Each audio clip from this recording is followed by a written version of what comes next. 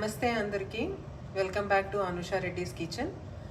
ఈరోజు వచ్చేసి దద్దోజనం చేసి చూపించబోతున్నానండి.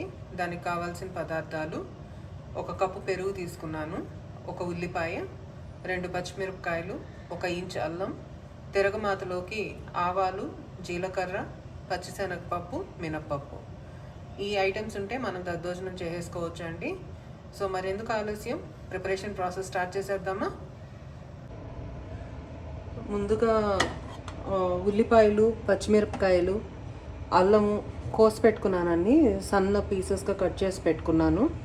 ఇవి మనం దద్దోజనంలో కలుపుకోవాలండి. అందుకని మీకు సాధ్యమైనంత వరకు ఎంత సన్నగా వీలైతే అంత సన్నగా కట్ చేసి పెట్టుకోండి. నేనైతే 1 ఉల్లిపాయ తీసుకున్నాను, 2 పచ్చిమిరపకాయలు తీసుకున్నాను. పచ్చిమిరపకాయలు కూడా మీకు ఎంత కారం కావాలనిపిస్తే దాని ప్రకారం ఒకటైనా తీసుకోవచ్చు, మీకు కారం వద్దనుకుంటే. తర్వాత 1 ఇంచ్ అల్లం సన్నగా తరిగి పెట్టుకున్నాను. సో ఇప్పుడు స్టవ్ వెలిగించి బాండలు పెట్టుకొని మనం కుకింగ్ ప్రాసెస్ స్టార్ట్ చేద్దామండి.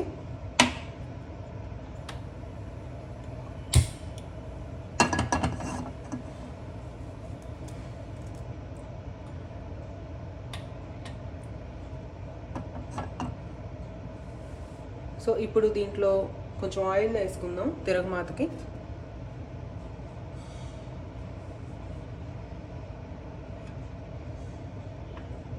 నేనైతే 2 to 3 టేబుల్ స్పూన్స్ ఆయిల్ వేసుకుంటున్నాను, ఎందుకంటే ఉల్లిపాయలు వేగాలి కదా.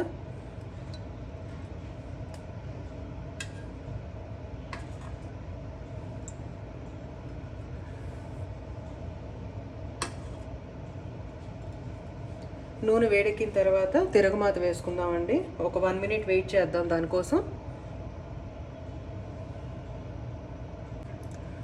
ఇప్పుడు ఆయిల్ వేడెక్కింది కదా, ఇందులోకి ముందు ఆవాలు, జీలకర్ర పోపు పెట్టేసుకుందాం.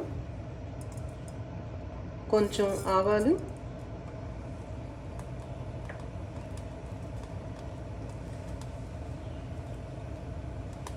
కొంచెం జీలకర్ర,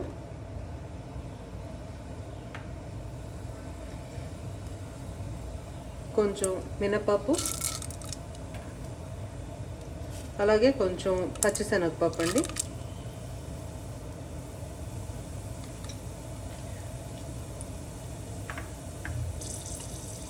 ఇవి ఇప్పుడు బాగా వేగనివ్వాలి.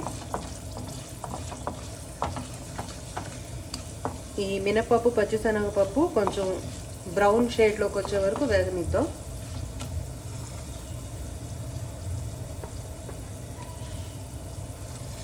జీడిపప్పు ఇష్టపడే వాళ్ళు ఏంటంటే జీడిపప్పు కూడా యాడ్ చేసుకోవచ్చండి. నేనైతే ఇప్పుడు యాడ్ చేస్తున్నాను, కంపల్సరీ అయితే కాదు. కాకపోతే పెరుగన్నం తినేటప్పుడు కొంచెం పంటి కింద కరకరలాడడానికి వేస్తున్నాను అంతేను. సో కొంచెం జీడిపప్పు వేసాను. ఇవన్నీ వేగనిచ్చే వరకు మనం వెయిట్ చేద్దాం. జీడిపప్పు కూడా వేగాలి కదా.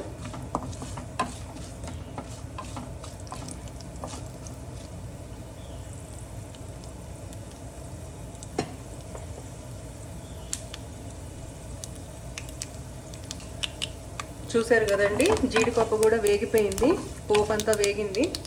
ఇప్పుడు మనం కట్ చేసి పెట్టుకున్న ఆనియన్ వేస్తున్నాను.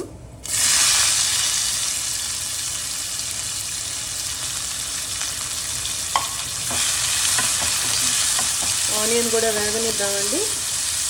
కొంచెం గోల్డెన్ బ్రౌన్ షేడ్కి వచ్చే వరకు వేగనిద్దాం.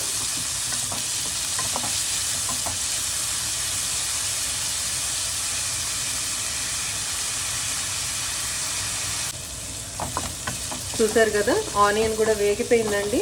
దీంట్లో ఇప్పుడు మనం కట్ చేసి పెట్టుకున్న పచ్చిమిరపకాయలు, అల్లం 2 వేసేసుకుంటున్నాను.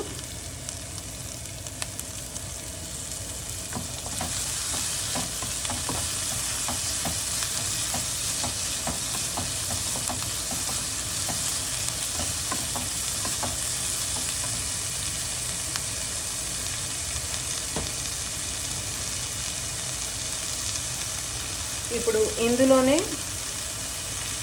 తగినంత ఉప్పు వేసుకోవాలండి. నేను 1 పర్సన్కి సరిపడా చేస్తున్నాను, అందుకే 1/2 స్పూన్ ఉప్పు తీసుకున్నాను.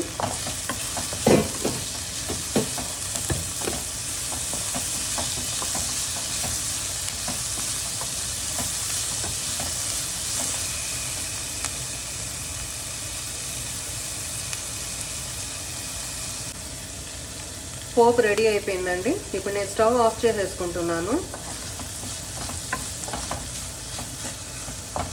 సో ఇప్పుడు ఈ పోపుని నేను తీసి పెట్టుకున్న అన్నంలో వేసి కలుపుకుంటాను.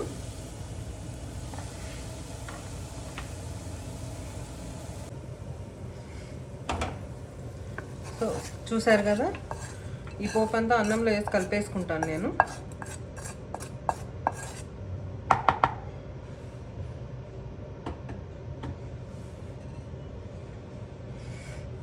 ఇప్పుడు ఇందులో మన మెయిన్ ఇంగ్రీడియంట్ వచ్చేసి పెరుగు అండి. దద్దోజనంకి పెరుగు కావాలి కదా, సో ఆ పెరుగు కూడా వేసి కలిపేసుకుంటున్నాను.